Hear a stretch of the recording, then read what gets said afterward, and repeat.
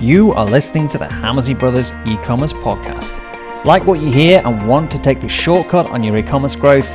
Join hundreds of brands that work with us and head over to joinhb.com. That's joinhb.com and see how we can help you further. Join our members and smash your targets and unlock the profits within your e-commerce site. Good morning, Ian. How are you? Good morning, Mark. Good afternoon. Yeah, it's 10 past 10 at It's night. almost, Never mind good morning. It's almost my afternoon. So, got up this morning, 7 a.m. calls, and they're like, is it early there? And I was like, yeah, it feels early. Usually looking in the mirror of Zoom is the first time I see myself actually in the mirror. Yeah, and I'm like, oh yeah, that's what I look like. Oh, that's good. Oh no. Yeah. But such is modern life. Because it's so dark, it's starting to be obviously you're getting lighter in the UK and we're getting darker in New Zealand. When I get up at 6 o'clock in the morning now, it's pitch black here. So unfortunately,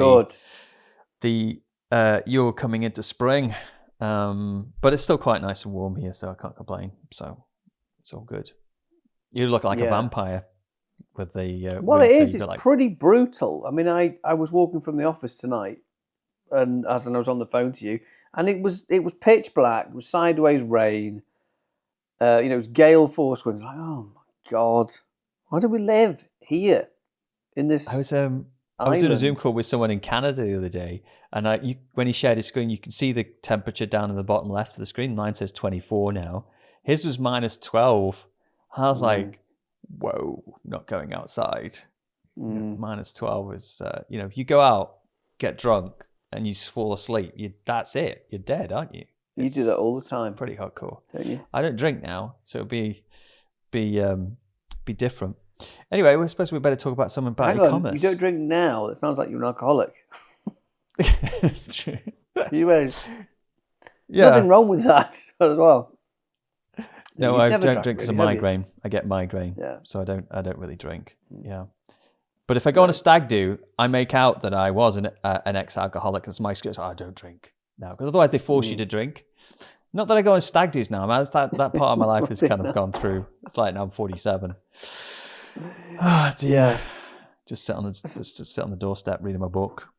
I couldn't know. Anyway, e-commerce, Ian. We should talk about e-commerce. And the topic, we're going to talk about what you should be looking at daily, weekly, and monthly in your e-commerce site, because that's one of the podcasts that we originally did. Like we said, we're going to go through some of the old topics, see how they have been updated over the years. We've been doing this podcast for about 4 years now. And so obviously things change and things move along. So I'll let you kind of have a bit of a preamble into that, and then we can get into it. Like always, we've got lots of notes.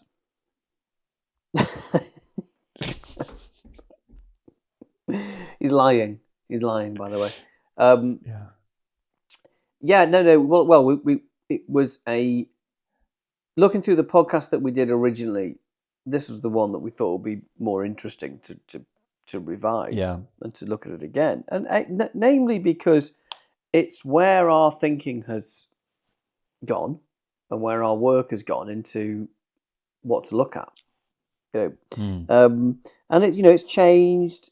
What we're looking at daily, weekly, monthly has changed, but also the emphasis on it, and it's very our ability and our number sheet that we got. So what I thought I would do is obviously people who are listening to this in the car or wherever, they won't be able to see what we're looking at, but I'm going to try and explain it in a simple way that because I think in a way if you look at something, if people can understand and follow what I'm saying by what I'm saying, they don't have to look at it, then it might actually be more useful.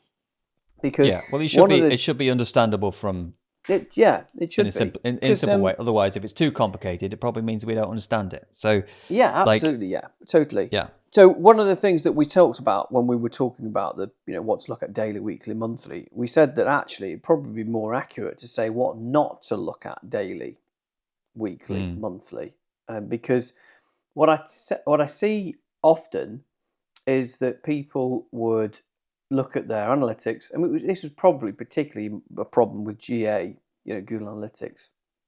But everything. I mean, there's so many statistical programs out there that what will tend to happen is people would look at everything, and then by looking at everything, they're not actually looking at anything because they're not really making any decisions with it. And I've been into many meetings with e-commerce brands, and the first thing I've said is I want to know, I want to sit in on your ecom summary meeting, on your online trading meeting, and they were like, well, we have it, once every month. I was like, okay, right, well, I'll sit in on that one, and I would sit into it, and I would be jotting away, and essentially, it must have taken them about a day and a half to put the results together, and there was so much in this meeting. Some of it was too late. We were looking at things that that would already happened. It was in week 1, and we were at the end of the month. There was so many irrelevant stats in there that by the time that it was a useful stat that we could do something about, everybody was bored and they just wanted to get out the meeting. So the frequency was too long, and it was way too much.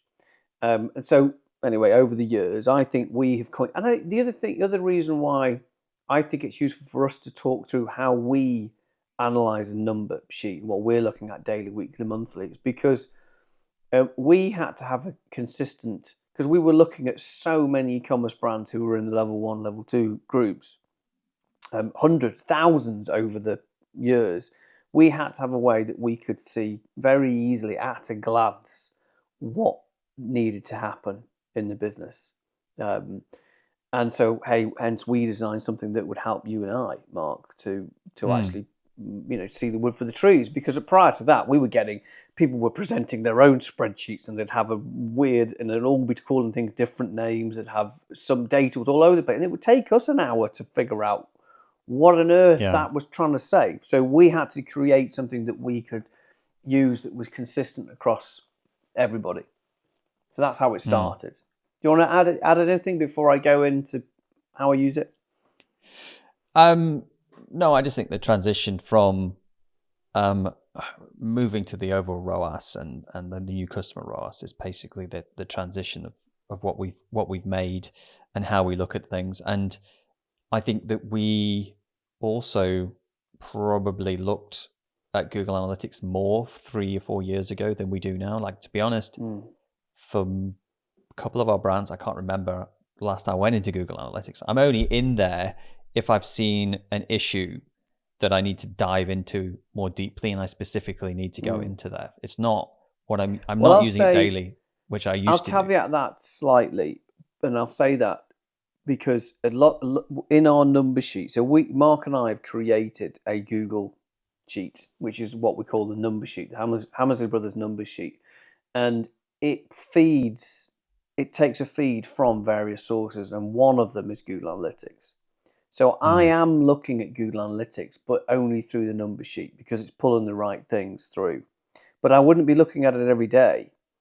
No. I'll be looking at it, like you say, if something is showing up or down, we want to go and investigate, we'll then go and have a look. But it is true. Yeah, we've definitely, it used to be 3-4 years ago, probably with GA3, Google Analytics 3, we were looking at Google Analytics 3. I'm probably looking at it every day. Every day I'd be in there having a look. And when you're doing a meeting, you'd use that as the source. But GA4, haven't been. And I think it's probably because we've created the number sheet. That's really number sheet, and also happened. GA4 is it's not a nice tool anymore. It's not accurate. No. It's I mean, they knew it was dying, and they tried to fix it, and they didn't. So, it's horses for courses, really. It's you can use it for certain things. Yeah. Yeah. So what do you look at daily? Okay. Well, I'm not actually going to. That's a very. You were just about to introduce why I'm not going to talk about things daily, and the reason why I'm not going to talk about things daily is because I need to just put it into context of how I have a numbers meeting with a client. Okay. So if you don't mind, I'm going to do it like that, cool. And then at the end of that, then I'm going to pick out what I would say look at daily. So first of all, my job is I have numbers calls for an hour with every e-commerce business on our level 2 program every month, and that's what I do. That's my main job. So I sit and I look, and all I do all day is look at the number sheets with clients, and I talk through them. So we always start off with how we are trading in the month that we're in. So right now, as we record this podcast, we're the 24th of February. So I always look, well, how are we getting on? So it might be that we're halfway through the month, and I'm always looking at this current month's forecast. That's the first thing I want to look at. So I'm looking at what we're predicted to do this month. Are we higher? Are we lower? So in our number sheet, we've got targets for everybody. So we've got an idea, which is essentially just, look, let's say we want to do 5 million this year. Last year we did 4. And so we look at that as a percentage. So that'll be like 20 odd percent growth or 25% growth, whatever it works out. And we're plotting that just as a general rule of thumb. So I'm looking at where we are against target, where we are against last year, and what we're forecast to do for this current month. And I always look at that. I'll then look at the previous month and look at the trading history. So I'll say, what was the target last month, and what did we actually do? The first question I'm asking is, did we hit the target? This is pretty obvious, but if we have a target for every month. So let's say the target was, in this particular one I'm looking at here, the target was $400,000 in January, $403,000. And I'm looking at, in this particular business, we did $416,000. So we hit the target, and it's like, okay, what was it? Was it traffic? Was it conversion rate? Was it average order value? And it's just as a general rule, I'm looking at what is higher and what is lower. In some cases, we didn't hit the targets. It was too aggressive. And then we're looking at, what was it? The reason you'll hit a target, will be the consistent same for any business.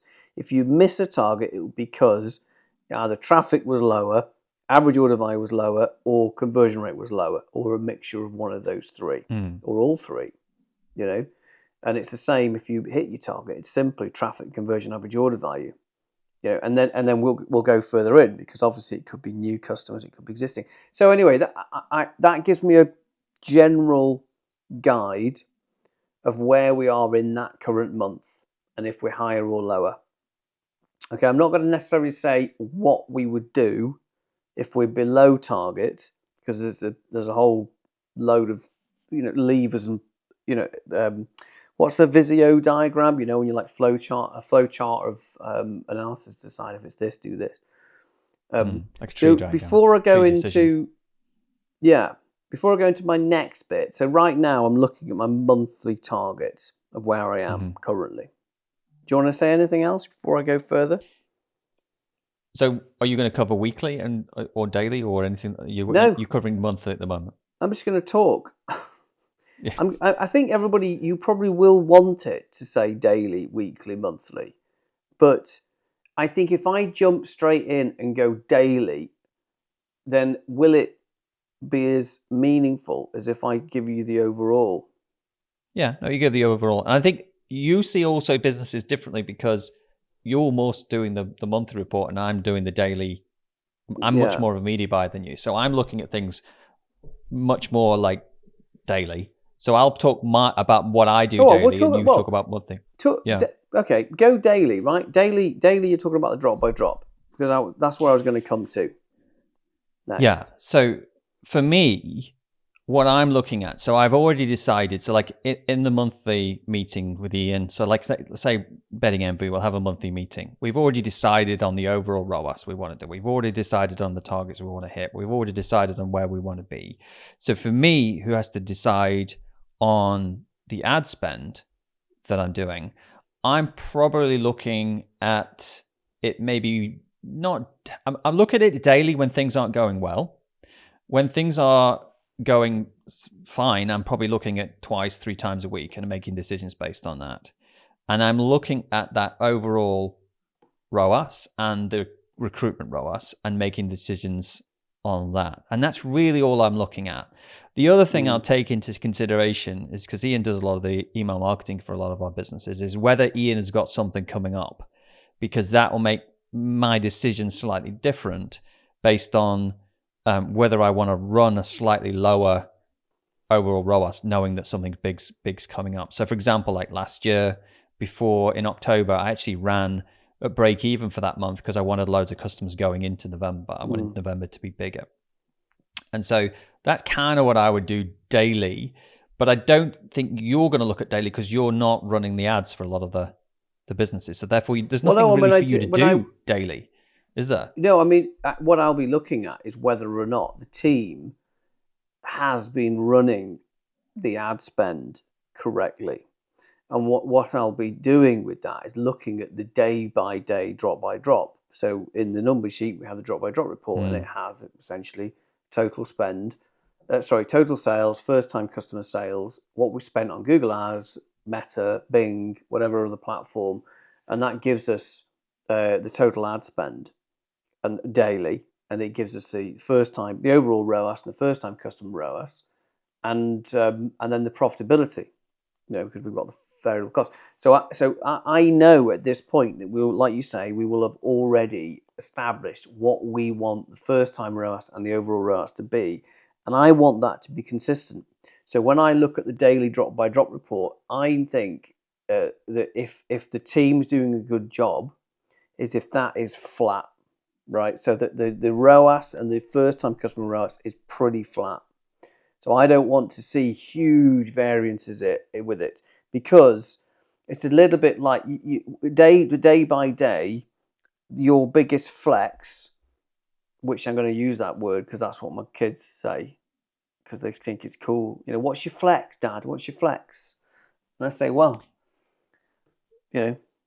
great internet. That's my flex. Got a great broadband at home. That's what. But the flex here is your ad budget, and so it's a bit like a suspension, like a shock absorber. So if you're in a car and you're going over hills like this, the ad team should be very nicely managing that budget so that it's kind of like consistently here. So and if they're doing that, then you're taking advantage of the peaks where it's the conversion is high, and you're also softening the troughs, because what you don't want to do is have your ROAS just fluctuating. Now that is quite hard to do, but that's what I like. So my decision when I'm looking at the daily is, you should have spent more there, or you overspent. Yeah, that's not where you should have spent more. Just or you a point overspent. on that: if the client or the e-commerce site, if it's not an email business, you can get that very smooth. So, but if email has a big impact on your sales, you are going to see those weekends pushed. You are going to see a little bit of moving up and moving down due to those emails that land. Yeah. So, like, let's say you're selling, I don't know, something that people want, like car batteries or something. Like, probably your email's not going to make that much difference to it, because people want a car battery and they go on Google and they buy a car battery when they want it. Whereas if you're selling like women's clothing, and when you do a new launch of your new range and it comes out, like it's gonna affect it. It's gonna be difficult for you to smooth it. Well, the other thing I'll say as well is that we are picking an average across a number of days. Okay, and that varies across business to business. Some it's 20 days, some it's 5. So that is kind of factored in a bit as well. But the idea is, I'm looking at, should we have spent more? You can see in the drop by drop. Oh, you sent an email then, didn't you? Because the revenue shoots up. But basically that's what I'm looking at. The only things you can do daily in terms of a performance is that you can up or lower your spend across all of your ad platforms. And I don't even mean spend more on Meta, spend more on Google. Like, just your daily decision is, do you up your spend or lower your spend across the whole lot of your media buying? Like, you don't make that decision daily. You'd make that decision on a bigger basis. Should we be spending 70% Meta, 30% Google? or should it be 30% Google, 70% Meta? I think I said the same. That's the same. You're basically flipping it around. But that you wouldn't go 30% Google, 70% Meta, and then 30% Meta. You wouldn't do that daily. That is probably a monthly thing. So at this point, you should have got it set so you know your ratios. And anyway, you're just making a decision: can we go up higher? Because if we are behind, if we are not hitting our target for the month, really we've got ad spend higher or lower, we've got email, and we've got a promotion. We've got promotional offer architecture, we've got email, and we've got ad spend. That's basically what you can do instantly. So that's probably what you're looking at weekly, aren't you? It's like, do I need to do something? Like, because daily you get a bad day, you can't react to it. You need to look at it over a week. You get a week will give you a good trend for the month of where you're going to end up. Which will then allow you to decide what promotional activity you want to do, whether you want to up your gift with purchase, maybe you want to do a gift with purchase, maybe you want to be doing something to the VIPs. Like, effectively, you have the fingers on the buttons to basically be able to do something about how the month is going. Usually via email, to be honest, is where you get the most. That's it. I mean, daily, to answer that question, what would we look at daily? I mean, daily, there was very little in an established e-commerce business that you can do daily. All right, unless you are huge, because you once told me that, like, when they were really big, they would like the Azos and those kind of people. They were doing daily. It hourly. They're doing it hourly. They're doing it hourly. So what they do is they'd get to, they'd look at the days. Let's say the target was 700,000 in a day sales, and they'd be at 6:00 in the afternoon. They'd only be at 320,000. They'd be like, right, let's do an offer on the site, and they would merchandise the site and do offer architecture around, like, deals and offers and 20% off for the next hour and all sorts of things. Actually on the site, because they have that much traffic. And they would then, and then they pull it back. A lot of them are doing more in a day than some of the small e-commerce sites are doing in a year. So, but it goes back to why. Yeah, it goes back to what I said before. The only thing is you can do is you've got your promotional offer architecture, which is instant, your email, which is instant, and your ad budget. That's it. That's it. That's really what you've got. That has an immediate effect on a day or week or month, trading. Yeah. So, okay. So the next thing I look at is it, because I'm looking at the previous month. I'm going, okay, now once we've got that, how should we spend more? Let's go. I'm looking at the where we're trending across for the year, and I'm looking at how many my new customers. I'm looking at how many new customers I got. In the drop by drop report. And you also that. look at last year as well, don't you? I know you do, because you asked me to put it on the chart. Yes, I do. And I look at the whole. I look at a trailing 24-month period. So I'm comparing what happened last year. So in this particular month, we're in February. I'm looking at really January and February, the start of the year, how it's performed against last year. And I'm looking at two things: overall sales. I'm looking at new this year versus new last year, and obviously existing, which is the difference between the two. And I'm looking at my ad spend and my ROAS, my new customer ROAS. I'm looking at my cost of acquisition. I'm looking at my profit. And so they're basic things I'm looking at now. But in order to find those things, without the number sheet, we've actually found it very, very difficult to do that. And the number sheet updates itself every night automatically. And if people are on the level 2, it does it all. We set it all up for you. The team get it all going, so it's all ready. And you cannot be on the level 2 unless you have that number sheet, plugged in, because we can't analyze it. But people who are on the level 1, you can get. They do it themselves, don't they? Yeah, they've got their own. They've got their own one. They're filling it in every day. It's very similar. They fill it in every day. Just more manually. Which I would say is a good thing to do, but what happens if you fill it in every day? You bloody look at it. If you're going to Google Analytics, Google Ads and Meta and pulling off the daily spend and go, oh my God, there's something about actually typing it into a sheet every day and then seeing how it changes the numbers. just means you actually you learn the numbers. It's still something about like learning by doing. As you do something, you feel it. And I certainly did that at the beginning. And it's how we used to run a lot of the Google ads and Facebook ads accounts. It's basically just manually inputting the data every day. But it obviously gets better when it's automated, once you know what you're doing, because it kind of brings everything in. But like, I think that's what you were saying is right. You're looking at seasonality. You're looking at where you are year on year. You're looking at what overall ROAS you're going to be, what profitability you're going to be hitting for the month, and effectively whether you can be more aggressive or not aggressive. So like when I'm in the middle, like I'm either like slightly overspending or slightly underspending.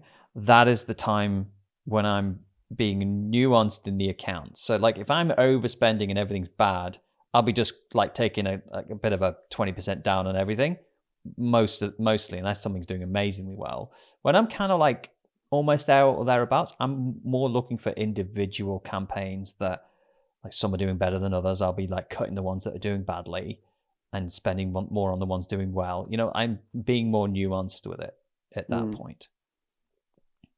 Yeah, I mean, the other thing, I mean, at this point, I've looked at things historically, you know, so I'm still in this historic mode. Before I move on to what I look at in the future, you know, is I'm looking at the MER, you know, the marketing efficiency ratio, and which is basically just how much we're spending. You know, have we overspent generally, or you know, is there more room in the tank? I always want to push. I want to find that sweet spot between being too aggressive. When I say aggressive, I mean spending too much on ads and not spending enough. You know, I want to get it right, and I find that is a real art and an essence of, you know, skill, and that's what I use the number sheet for. Is like, what is that sweet spot between pushing and you know, and it doesn't. We put it in gauges and dials, but you know, that's probably comes from experience of looking at so many, looking at the variable costs and the lifetime customer value, you know, and everything. But the other thing I look at then in the number sheet is what's coming up, because we've got the targets for every month. I know, have we got some big months? So, for example, this particular business I'm looking at now, we've got Mother's Day coming up. Right, we've got Mother's Day now in the UK, and it's the 30th of March, which is quite late. Last year, it was on the 10th of March. This year, it's on the 30th of March. So the numbers are going to be changed. It's a big difference, isn't it? And you know, so I'm looking, right, that started to show itself now in the figures last year because it's the 10th of March, so we're getting close. It's going to be later, so we need to plan and prepare. Do we expect we're going to hit these numbers? But often, you know, if you see it, I can look at the return on ad spend last year, and I can look at when we should have spent heavier or when we spent too much, and were we quick enough to react. So I can say, right, this is exactly what happened last year. This is when it started to hit. Let's be ready and let's plot it. You know, it's now on the 30th. So I'm looking at what's going right. Have we got the marketing collateral ready? When are you going to do your emails? When are you going to push the meta campaigns? When are you going to change your Google ads? And just making sure that we're maximizing the peak, because that's kind of the half the battle is knowing when the demand is there and absolutely pouncing hard, not going, oh, Mother's Day caught us by surprise. You know, we didn't know it was going to be quite good. You know, our return on ad spend went up to 15. I'm like, oh my God, you know, you could have absolutely like quadrupled your sales if you know. So it's kind of like monthly meeting is about planning things, looking at the opportunities that are coming up, making sure we're ready for it. The daily stuff is obviously about ad spend. Weekly is about trends, working out where we are. Monthly is about slightly more strategic stuff. So the other thing we do at a monthly level is we review the split tests. So any split tests we've been running across the site, well, one of our team runs it for us, and he sends us a document and a video based on the split test, because there's no point looking at those split tests more often, because it's just a time waste. Well, it's the roadmap. Yeah. So you know, once you've figured out, you know, what's happened. Should you be adjusting spend? Should be changing the offer architecture, etc. You get all your campaign. It's the roadmap. It's the it's the development roadmap really across everything, and that is typically split tests. So we're normally looking at split tests first. What tests we've been running? If a test was successful, we lean into a test. That's what we teach. Yeah. If it's successful, you lean in. If it hasn't been successful, you look at why it wasn't successful. There's something else. So you're constantly having that, and then you're deploying. Yeah, and that would come from testing. Come from the quarterly meeting, which the quarterly meeting is more of the overall. Like, you're kind of looking at the business. You're going, we need to get the average order value up 20%. So when you're in the monthly meeting, you are running the results of those roadmaps that you're rolling out to say, how did that affect the average order value? Because that's our focus this quarter, is to get the average order value up more consistently, because that's the number one focus. And so those split tests are all around that metric. Yeah, and that, I mean, so quarterly, just to summarize, quarterly we're saying, right, against the whole rolling 12 months, are we going to hit the target?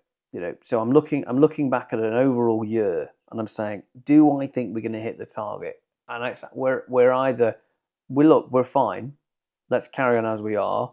I can see that we're pushing, and it's okay, we're going to hit it, or we're going to really exceed it, or we're miles away. So those conversations are where you have to be much more business for the fundamental metrics. Yeah, you're looking at the model. I might say, you're looking at the model. You're not gonna hit this unless something's changing, and that might be average order value, it might be margin, it might be lifetime customer value, and it's much more fundamental, because you can just see that without some real fundamental change to the maths, you're not going to hit it. And I'll say one thing bloody obvious is that if you don't change the maths going into a business, you can't influence the maths coming out. I know that sounds stupid, but if you're looking at somebody's numbers, you're looking at the run rate against target, and they're going, well, we're not growing, and then you look at what's being fed into it. Well, the traffic is the same, the average order value is the same, the conversion rate is the same. So what do you expect? It's going to be the same. You're stuck. You've plateaued. If you don't change one of those three, you're going to get the same result coming out of the end, which it's pretty obvious. But when you're breaking it down, growth doesn't happen without changing one of those maths going in. You can't just hope. Yeah. Oh, we're sitting here waiting for it to happen. Because when you're in the trenches, aren't you? You're in the trenches, in the daily and the weekly, and you just can't see it. But you do have to have that quarterly meeting to kind of say, well, what is the model? What are we running? Because sometimes you're in the trenches and you just can't win. Like you have to come out of the trenches occasionally and you just go, well, gosh, we tried that for 3 months. That didn't work. We're just not making any headway here. But so we need to change something. So when we go back down into the trenches, we're actually winning.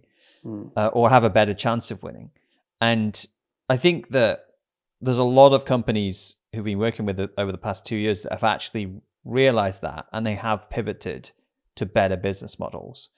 Because I think until you start having that conversation, it's almost like sometimes that conversation, you need to have the conversation, but until someone sits you down and just goes, actually, you do realize that you're just going to be working really hard on the same flywheel, and it's not going to go anywhere. But if you did this, then everything would really grow. And sometimes there is that game changer that just puts it into a different gear. I think you're also, with the benefit of us doing the number sheets and looking at the different, lots and lots of different e-commerce businesses, that they might look the same on the outside. So you might be working in your e-commerce business and you might have no idea that your stats are wildly different to another e-commerce business.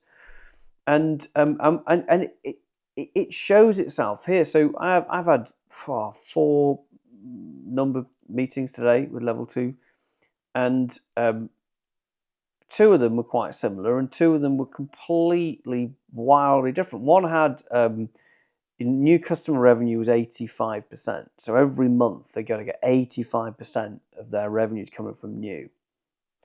The other one was the opposite. It was 25% of their revenues coming from new, and 75% is coming from existing customers. So that they're wildly different models. One of them had a margin of 80%. One of them had a margin of 52%. And so you look at how much one could be spending on ads, what's their MER versus another one, and so it is, the numbers are the same, the model, the maths around it are very similar in terms of the output, but one could be super aggressive and grow much more quickly. One of them's like, you're going to have to sort out this bit before, if you want to scale, you're going to have to figure it out first. And it's just having that frank, open conversation. Just stop wasting time. It's pretty obvious. Just, stop wasting time. Get that bit fixed. Understand what the constraint is, and then off you go. Basically. Yeah. Yeah. Like, unless you understand the fundamentals of what you're doing, then you're never going to get anywhere, are you? And I think that when I was running businesses when I was a lot younger, I just thought it was about just getting my head down into that daily and weekly, and just if I just worked at it, I just work hard, I'll just get it, I'll just make it work. And gosh, if I just kind of like had that quarterly meeting and someone said, look, if you just do this, this, and this will be so much better, and then you could get on with it, and I could get on with it and just go with it, and I could just run with it, and I would have been so much better. But I was just not the kind of person that asked for help.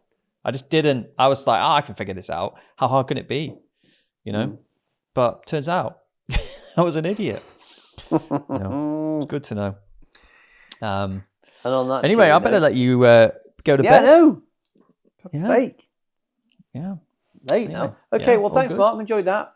Thanks, everybody. Yeah, thank you guys. Learned something too. Yeah. All right. All right. Cheers, guys. I'll speak to you all soon.